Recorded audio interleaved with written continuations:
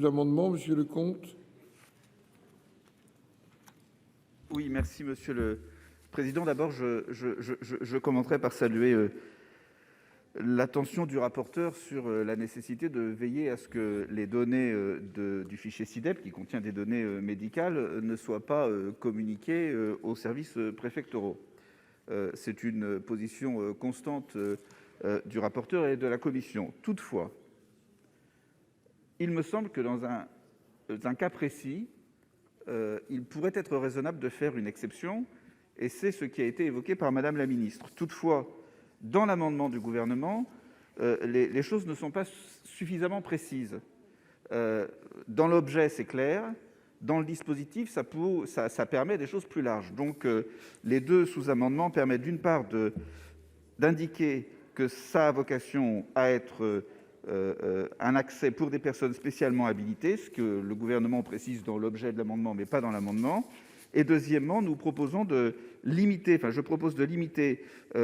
les informations qui seraient transmises aux préfectures lorsque les résultats des tests, des dépistages seraient négatifs, de manière à permettre les levées des quarantaines. Et c'est un réel sujet, parce qu'aujourd'hui, nous voyons un certain nombre de quarantaines qui sont surveillées par les préfectures. Les personnes ont leur quarantaine levée parce qu'elles ont des tests négatifs.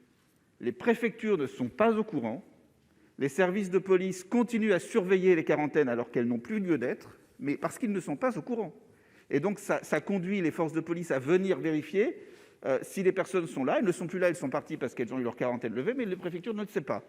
Donc, pour cette raison, il me semble préférable de préciser les choses, mais d'adopter effectivement une exception au principe que le rapporteur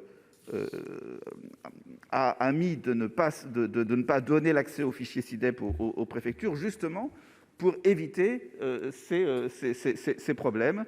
Je crois de toute façon que ça a vocation à continuer de manière à ce qu'en CMP, on tombe sur un bon équilibre. Et ma contribution, ce sont ces deux amendements, de manière à avancer sur ce texte.